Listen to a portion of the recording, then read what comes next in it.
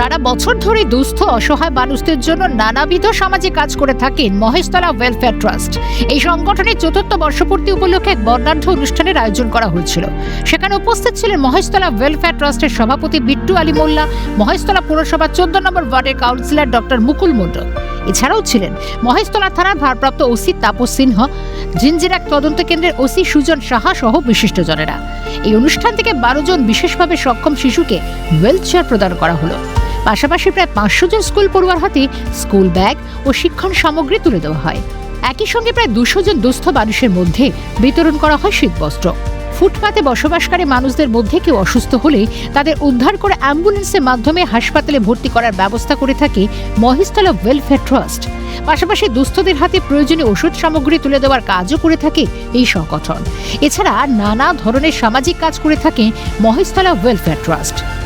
সারা বছর যে পরিশ্রম করে থাকি আমরা, রাস্তার ধারে শুয়ে থাকা মানুষ যাদের বাড়ি ঘর নেই, তাদের আমরা রাস্তা থেকে রেস্কিউ করে আমরা হসপিটাল ট্রিটমেন্ট আমরা করে থাকি। এবং তার সাথে সাথে আপনারা দেখেছেন সোশ্যাল মিডিয়ার মাধ্যমে যেসব ছাত্রছাত্রী একদম অসহায়, তাদের আমরা প্রতি বছরে আমরা স্কুল ব্যাগ, খাতা, বই, পেন দিয়ে থাকি। এবং যারা একদম দুস্থ, তাদের আমরা সারা বছর পড়াশোনার দায়িত্বটা আমরা আমাদের কাছে নিয়ে নিই। এবং স্পেশাল চাইল্ড যারা আছে, যারা চলতে পারে না ঠিকভাবে, স্বাভাবিকভাবে চলতে পারে না, তাদেরকে আমরা প্রতি বছরে আমরা হুইল চেয়ার দিয়ে থাকি। এবং আজকের যে আমরা যে অনুষ্ঠানটি করেছি, আজকের আমরা ছাত্রছাত্রীদের ৫০০ স্কুল ব্যাগ, বই, খাতা, পেন, পেন্সিল আমরা দিয়েছি।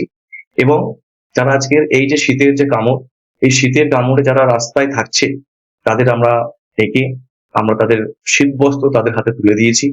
এবং তার সাথে সাথে আমরা যে কজন স্পেশাল চাইল্ড ছিল আজকের আমরা পেয়েছি, আজকে আমরা ১২ জন স্পেশাল চাইল্ড যারা ছিল তাদের হাতে আমরা আজকের হুইল চেয়ার তুলে দিয়েছি আমাদের এই অনুষ্ঠানের মাধ্যমে।